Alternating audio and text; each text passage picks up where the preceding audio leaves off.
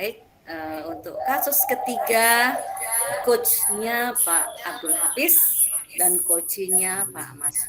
Permasalahannya adalah rekan Anda bercerita jika dia baru saja mendapatkan teguran dari kepala sekolah yang menerima laporan dari pengawas sekolah yang melakukan supervisi saat ia mengajar. Pengawas sekolah yang melakukan supervisi tampak keberatan ketika rekan Anda mengajar tanpa buku teks. Rekan Anda mengajar dengan memanfaatkan sumber-sumber belajar lainnya. Ketika diingatkan pengawas tersebut, rekan Anda menyampaikan jika ia tetap mengacu pada kurikulum maupun tidak menggunakan buku teks. Pengawas tersebut tampaknya tersinggung dan memberikan laporan tentang hal itu kepada kepala sekolah. Bagaimana Anda menyikapinya? Assalamualaikum Pak Masyur, apa kabar? Waalaikumsalam warahmatullahi wabarakatuh. Alhamdulillah baik, Pak. Saya lihat belakangan ini Pak Masyur tidak seperti biasanya, yang selalu ceria, kemudian bersemangat. Kok sekarang saya lihat murung. Ada apa? Iya Pak Masyur, bolehkah berbagi cerita dengan saya? Iya nih, Pak. Saya juga bingung mau cerita sama siapa, mau curhat sama siapa tentang masalah yang saya hadapi saat ini. Oh begitu ya Pak. Sebelumnya maaf nih Pak Hur ya, kalau boleh tahu masalah apa yang sedang Pak Hur hadapi saat ini, bolehkah berbagi dengan saya? Gimana ya? Iya, ini Pak, ceritanya begini. Kemarin saya sudah disupervisi oleh Bapak pengawas. Setelah Bapak pengawas pulang, saya dipanggil sama Bapak kepala sekolah. Nah, terus Bapak kepala sekolah mengatakan pada saya bahwa Bapak pengawas katanya tidak setuju dengan cara saya mengajar.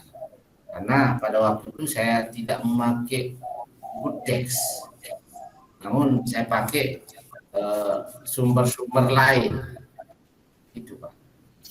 Oh begitu. Apa yang Pak Hur harapkan dari pertemuan kita hari ini?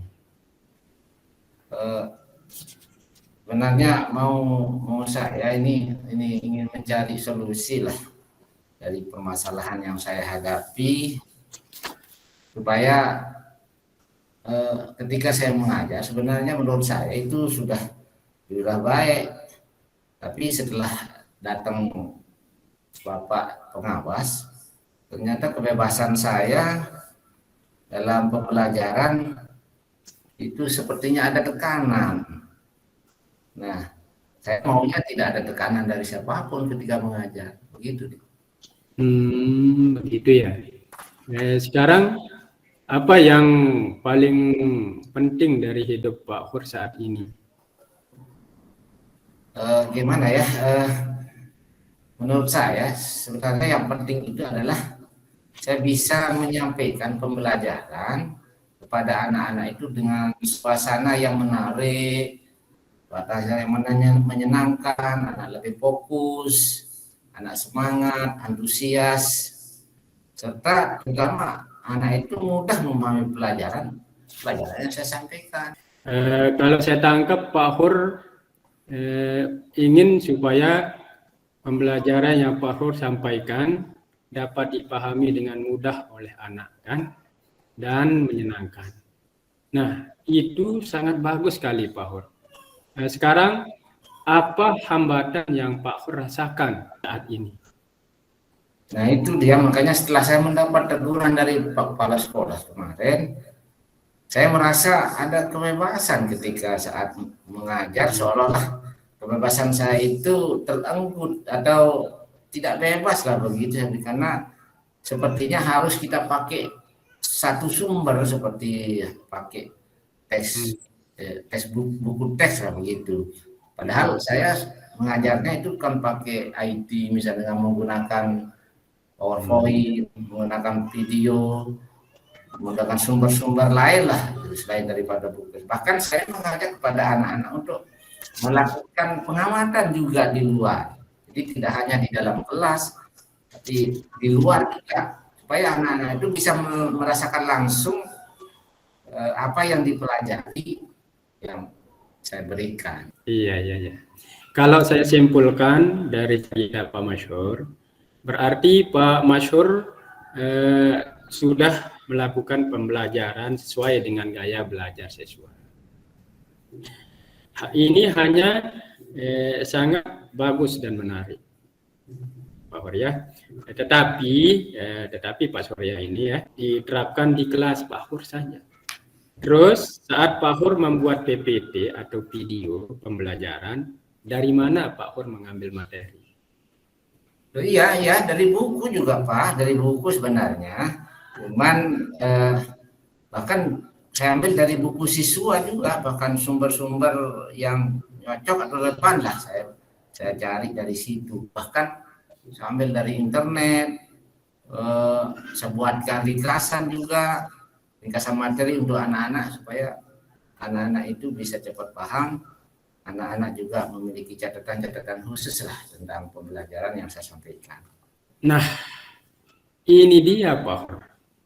Itu artinya Pak Hur menggunakan buku. Nah itu dia Pak, makanya saya juga bingung kenapa saya ditegur sama Pak Pengawas kemarin. Saya dibilang tidak sesuai dengan pembelajaran, itu yang saya harus pikir itu. Oh iya Pak.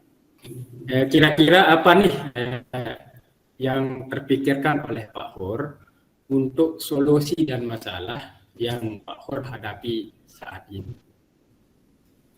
Ya, jadi setelah ada peristiwa ini atau kasus ini, mungkin nantinya bagi saya tetap akan melakukan pembelajaran seperti yang sudah saya pergunakan, tapi mungkin juga perlu saya tambah nanti dengan penggunaan buku yang seperti yang disampaikan oleh Bapak Kepala Sekolah di Pengawas.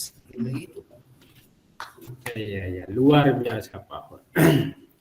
Pak Hur sudah mendapatkan solusi dan masalah yang Pak Hur hadapi nih.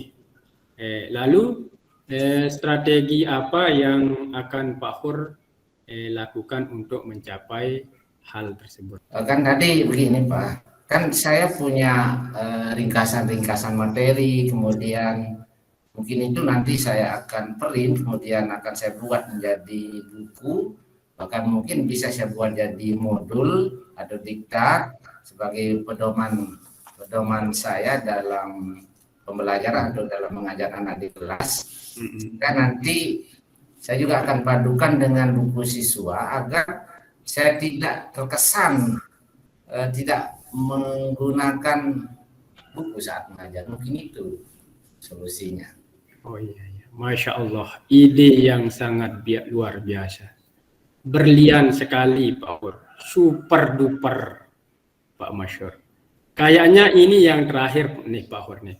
Dari coaching yang sudah kita lakukan ini ya Pak Hur, kesimpulan apa yang bisa Pak Hur ambil dan komitmen apa yang Pak Hur buat untuk menjalankan rencana aksi yang sudah Pak Hur buat, dan siapa yang dapat membantu Pak Hur untuk menjalankan komitmen itu? Iya, jadi kesimpulan mungkin yang bisa saya ambil dapat dari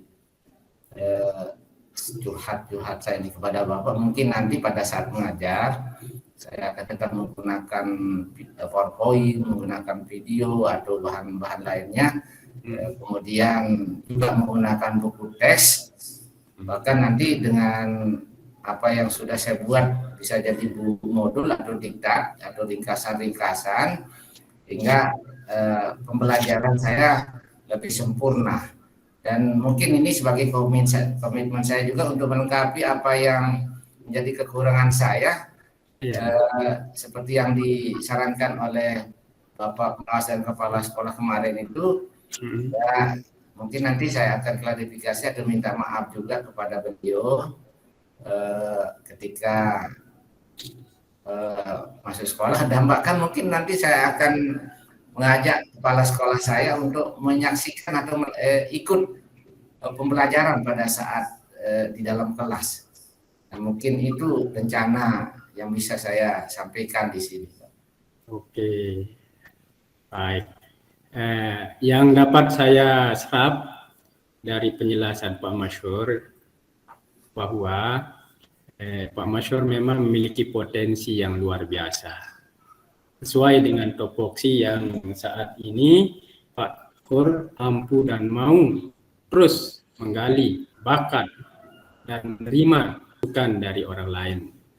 Nah, saya sebagai rekan guru Pak Masyur akan. Nah, semoga Pak Masyur sukses selalu. Amin, amin, amin. Dalam mencerdaskan anak bangsa, dan semoga cita-cita Pak Masyur dapat tercapai. Amin, amin ya robbal alamin. Terima kasih banyak Pak Masyur karena sudah berbagi dengan saya. Ya, saya harus berterima kasih Pak karena Bapak sudah mau mendengarkan keluh kesah saya.